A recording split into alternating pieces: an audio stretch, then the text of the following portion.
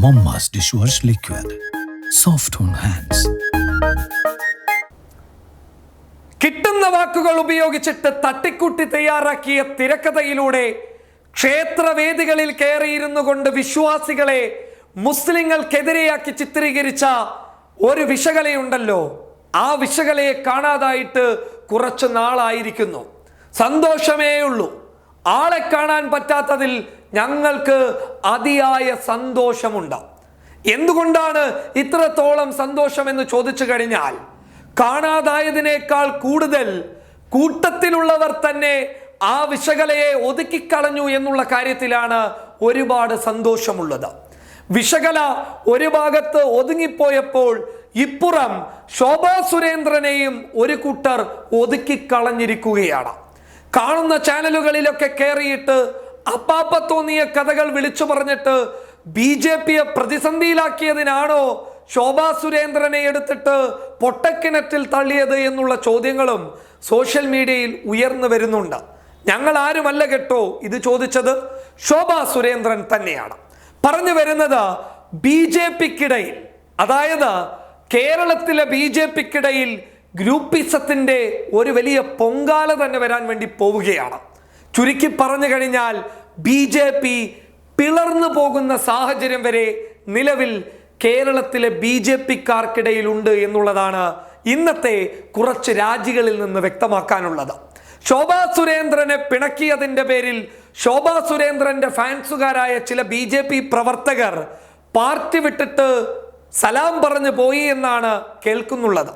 അങ്ങനെ സലാം പറഞ്ഞു പോകുമ്പോൾ നല്ല ഒരു അടിയും കൂടി BJPയുടെ നേതാക്കൾക്ക് ഈ പാർട്ടി വിട്ട ശോഭാ സുരേന്ദ്രന്റെ ഫാൻസുകാർ കൊടുത്തിട്ടുമുണ്ട്.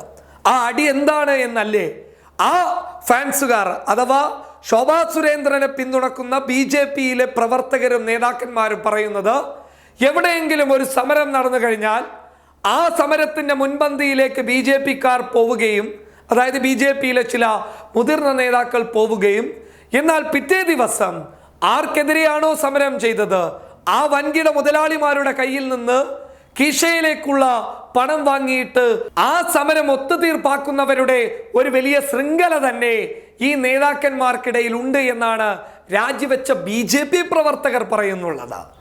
ഇനി അടുത്ത വിഷയം എന്ന് പറയുന്നത്, ശോഭാ സുരേന്ദ്രൻ BJPക്കെതിരെ ശക്തമായി തുറന്നടിച്ച് രംഗത്ത് വന്നതോടുകൂടി V മുരളീധരന്റെ പക്ഷവും കൃഷ്ണദാസ് പക്ഷവും ദാ ഇപ്പോൾ ശോഭാ സുരേന്ദ്രന്റെ പക്ഷവും കൂടിയാകുമ്പോൾ ഇത്തിരി പോന്ന മൈതാനത്ത് ഫുട്ബോൾ കളിയും ക്രിക്കറ്റ് കളിയും വോളിബോളും നടന്നു കഴിഞ്ഞാൽ നേരാവണ്ണം ഒന്ന് മനസ്സറിഞ്ഞ് കളിക്കാൻ വേണ്ടി പറ്റുമോ? ഇതാണ് നിലവിൽ BJPയുടെ അവസ്ഥ. കാത്തിരുന്ന് കാണാം. BJP പിളർന്ന് പണ്ടാരമടങ്ങിപ്പോകുന്ന ഒരവസ്ഥ.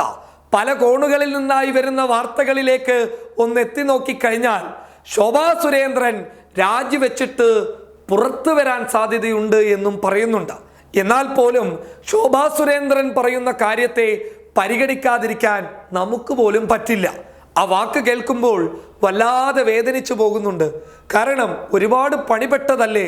വർഗീയതയും അതുപോലെ തന്നെ മുസ്ലിം വിരോധവുമൊക്കെ ചാനലിൽ കയറിയിട്ട് BJPക്ക് വേണ്ടിയിട്ട് തട്ടിവിട്ട ശോഭാ സുരേന്ദ്രൻ പറയുകയാണ്, അങ്ങ് ദൂരെ നാഷണൽ കമ്മിറ്റിയിലുണ്ടായിരുന്ന അഥവാ ദേശീയ ദേശീയ BJPയുടെ കമ്മിറ്റിയിലുണ്ടായിരുന്ന എന്നെ പിടിച്ചിട്ട് ഞാൻ പോലും അറിയാതെ സംസ്ഥാന BJPയുടെ വൈസ് പ്രസിഡന്റാക്കി മാറ്റിയത് ശരിയായില്ല എന്നതാണ് ശോഭാ സുരേന്ദ്രൻ പറയുന്നത്. ഇതിൻ്റെയൊക്കെ കാരണക്കാരൻ പുള്ളിയാണ് കേട്ടോ. ആരാണ് പുള്ളി എന്ന് ചോദിച്ചു കഴിഞ്ഞാൽ നമ്മുടെ കൊച്ചു കുട്ടിയില്ലേ, അബ്ദുള്ള കുട്ടി, മൂപ്പരാണ് ഈ പ്രശ്നത്തിൻ്റെയൊക്കെ ഇപ്പോഴത്തെ കാരണം. എന്തായാലും ഈ കാരണം കൊണ്ട് ശോഭാ സുരേന്ദ്രന്റെ ശല്യവും മറ്റു ചില കാരണങ്ങൾ കൊണ്ട് ശശികലയുടെ ശല്യവും നമുക്ക് തൽക്കാലം ഇല്ലാതിരിക്കും എന്നുള്ളതാണ് ഞാൻ പ്രതീക്ഷിക്കുന്നത്. News desk public. Mamma's dish wash liquid ഉള്ളപ്പോ കുറച്ച് ചാടയൊക്കെ ആവാടോ. Momma's dishwash liquid. Soft on hands.